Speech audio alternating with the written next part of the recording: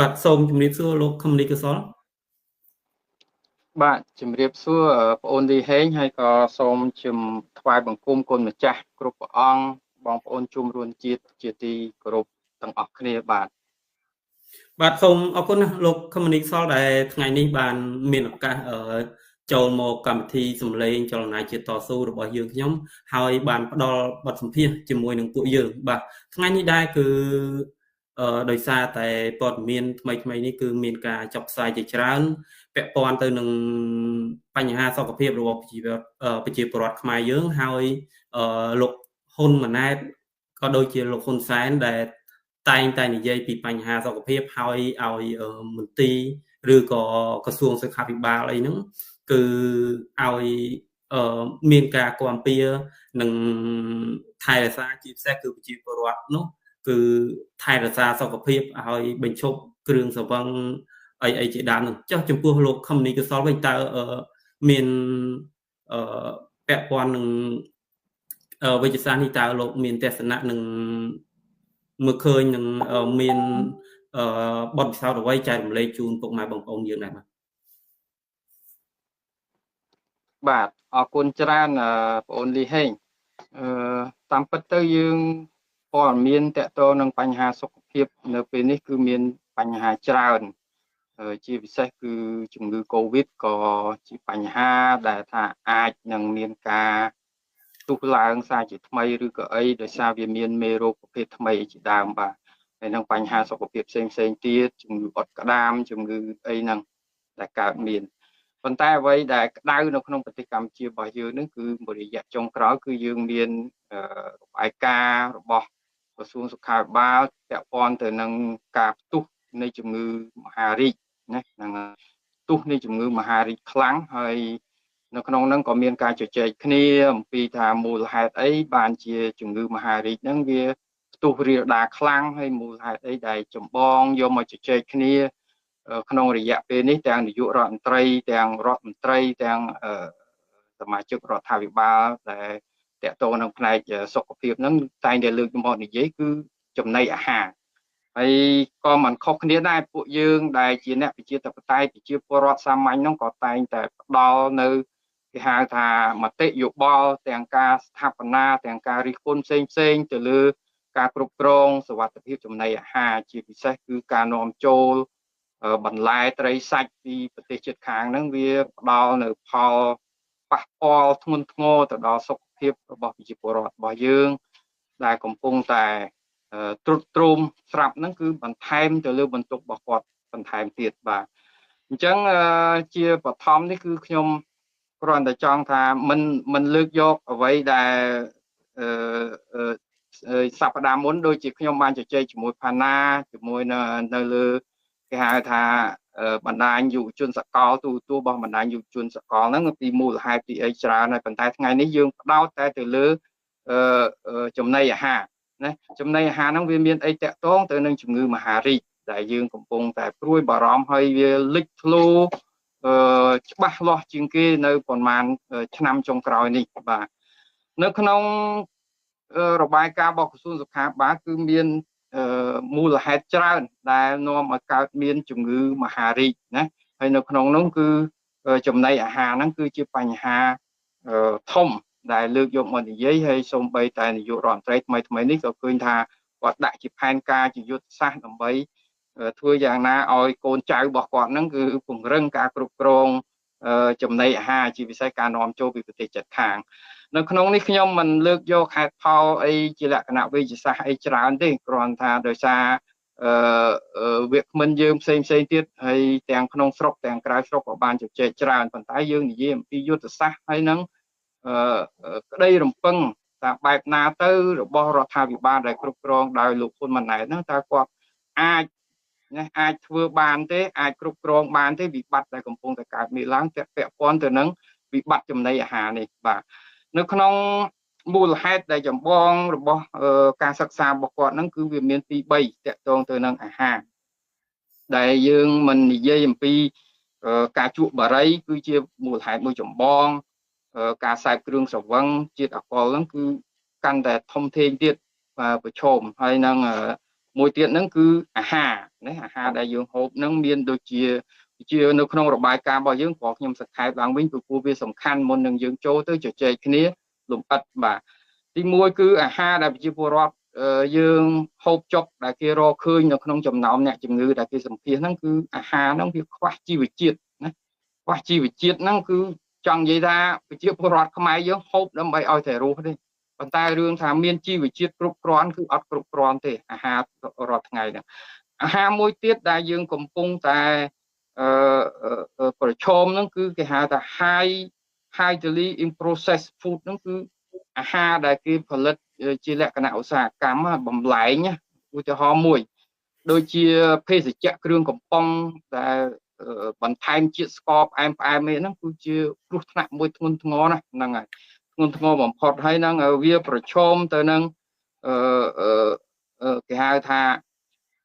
ជំងឺមហារីកហ្នឹងគឺខ្លាំងគឺមហារីកតាក់ទងទៅនឹងមហារីកពោះវៀនធំណាកាពះពោះវៀនធំហ្នឹងគឺច្រើនហើយបើតាមតួលេខដែលយើងមើលឃើញតាមរយៈភ្ញៀវដែលមកព្យាបាលនៅក្នុងប្រទេសថៃនេះគឺគួរឲ្យកត់សម្គាល់ណាគេហៅថាជំងឺមហារីកដែលកើតនៅលើប្រព័ន្ធរំលាយអាហារមានកាពះមានពោះវៀនហើយជាពិសេសគឺម្ដុំនៅខាងក្រោមណាតាក់ទងនឹងគេហៅថា colorectal ហ្នឹងគឺនៅពោះវៀនធំហើយនឹងកន្លែង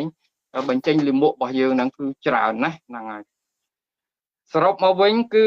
អាហារដែលមានជាតិគីមីនេះគឺយើងជាការព្រួយបារម្ភណាតាក់ទងទៅនឹងអ្វីដែលកើតមាននៅក្នុងស្រុកដូចជាការផលិតភេសជ្ជៈព្រោងព្រាតណាយើងឃើញប្រភេទភេសជ្ជៈបើយើងរាប់វិញគឺរាប់អត់ចង់អស់ហើយនៅក្នុងប្រទេសកម្ពុជាហើយលក់នៅតាមសាលារៀនដែលធ្វើឲ្យកុមារហ្នឹងគឺគាត់ទិញហូបហើយយើងឃើញហើយ overweight ណាកុមារខ្លះគឺគាត់ឡើងទម្ងន់ខ្លាំងណាស់ដោយសារតែអាហារហ្នឹងវាមិនត្រឹមត្រូវអាភេសជ្ជៈដែលយកទៅហូបហ្នឹងហើយមួយទៀតទន្ទឹមនឹងហ្នឹងគឺយើងប្រឈមនឹងការនាំចូលសាច់បន្លែដែលមានជាតិគីមីអានេះគឺជាបញ្ហាហើយអ្វីដែលខ្ញុំផ្ដោតនៅពេលនេះគឺផ្ដោតនៅលើបញ្ហាហ្នឹងថាយើងដឹងទាំងអស់គ្នាថាបន្លែត្រីសាច់គឺយើងផលិតអត់ឈ្នះប្រទេសជិតខាងរបស់យើងទេគឺនាំចូលពីថៃហើយនិងវៀតណាមនេះឡាវមិនសូវមានទេបាទគឺមានតែវៀតណាមហើយនិងថៃដូច្នេះហើយអីវ៉ាន់ទាំងអស់ហ្នឹងបន្លែត្រីសាច់ទាំងអស់ហ្នឹងរបស់ដែលគេត្រៀមនាំចូលមកប្រទេសកម្ពុជាគឺជារបស់ដែលមិនសូវជាមានគុណភាពទេដោយសារអីដោយសារគេចង់បានចំណេញច្រើនហើយគេរបស់ណាសគេយកមកលក់ឲ្យខ្មែរយ៉ាងម្ដងដោយសារវាធូររលុងដោយសារអីដោយសារតែប្រព័ន្ធដឹកនាំរបស់រដ្ឋាភិបាលហ្នឹងវាធូររលុងដោយសារអំពើពុករលួយណាយើងឃើញនៅតាមច្រកព្រំដែនទាំងអស់អ្នកទៅកាន់ច្រកទាំងកយទាំងប៉ូលីសទាំងទាហានអូស្ថាប័នគេច្រើនណាស់ហ្នឹងហើយរួមមិនអស់ទេប៉ុន្តែស្ថាប័នអង្គទៅនោះមកបានទៅកាន់ច្រកតាមព្រំដែនគឺទិញតំណែងណាលីហេងហ្នឹងហើយដូច្នេះដើម្បីគាត់បានលុយយកមកស្រង់ដើមតែគាត់យកលុយទៅទិញអាកៅអីទៅអង្គុយនៅតាមច្រកព្រំដែនហ្នឹងឲ្យគាត់បិទភ្នែកទៅចាប់អីវ៉ាន់បន្លែត្រីសាច់ហ្នឹងអត់ឲ្យចូលគាត់ដាច់បាយហ្នឹងហើយគាត់អត់មានលុយសោកមេគាត់គឺមេគាត់ដកគាត់ទៀតដូច្នេះវិធានការដែលលោកហ៊ុនម៉ាណែតលើកឡើងថាឲ្យថ្នាក់ក្រោមរបស់គាត់គ្រប់គ្រងបន្លែត្រីសាច់ការនាំចូលយើងឃើញមួយរយៈចុងក្រោយមានតរ៉េនមានអីចឹងជាពិសេសគឺសាច់បង្កកអីហ្នឹងតែពោពេញទៅដោយគ្រោះថ្នាក់សម្រាប់ប្រជាពលរដ្ឋរបស់យើងហ្នឹងគឺ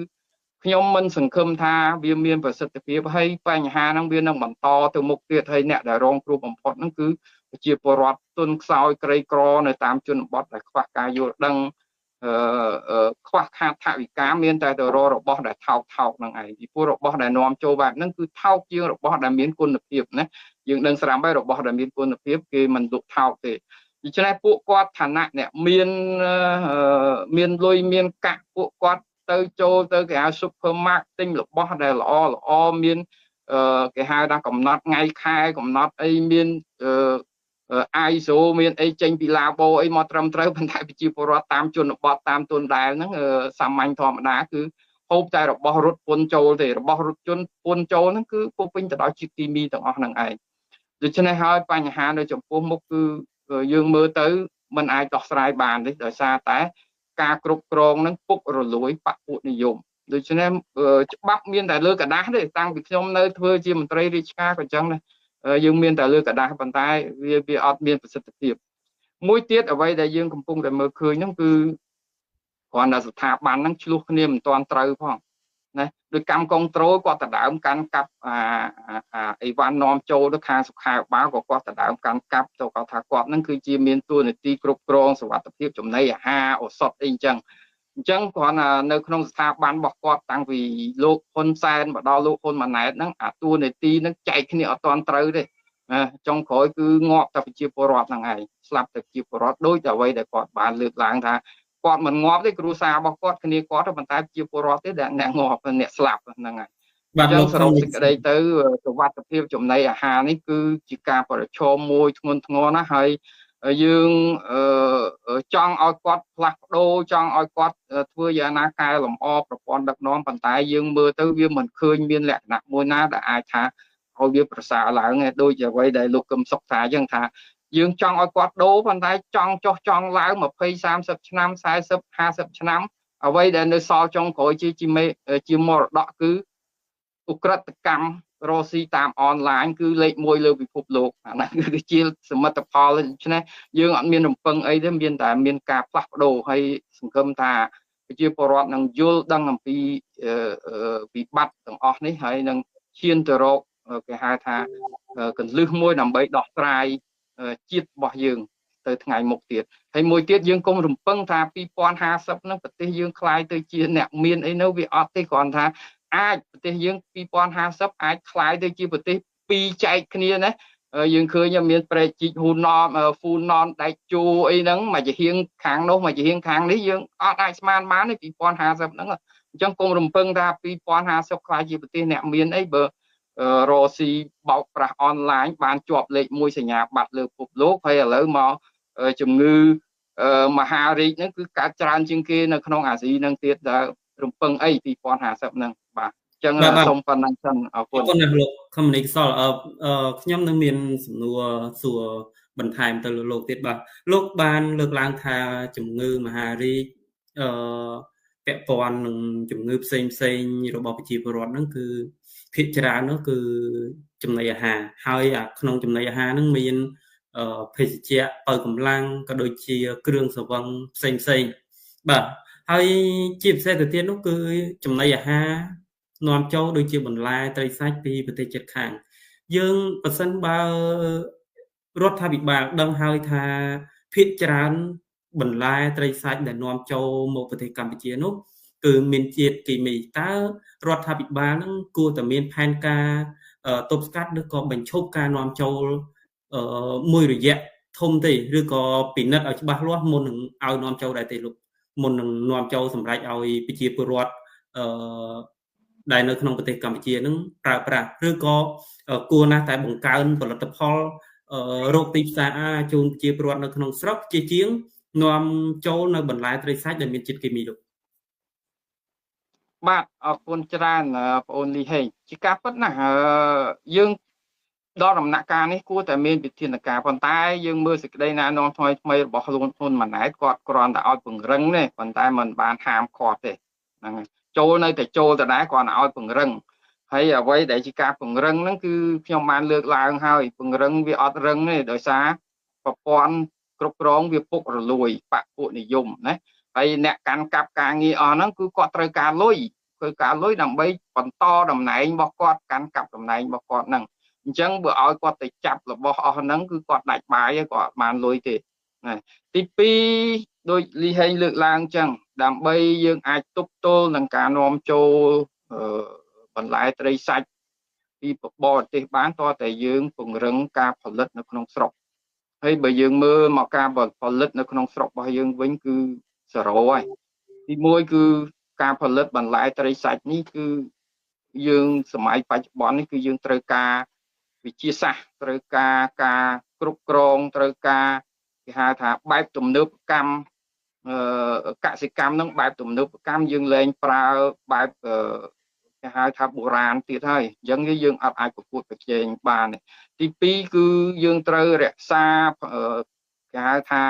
បើគាត់ផលិតបាននៅក្នុងស្រុកហើយគួរតែលើកទឹកចិត្តគាត់គួរតែអីប៉ុន្តែផ្ទុយទៅវិញយើ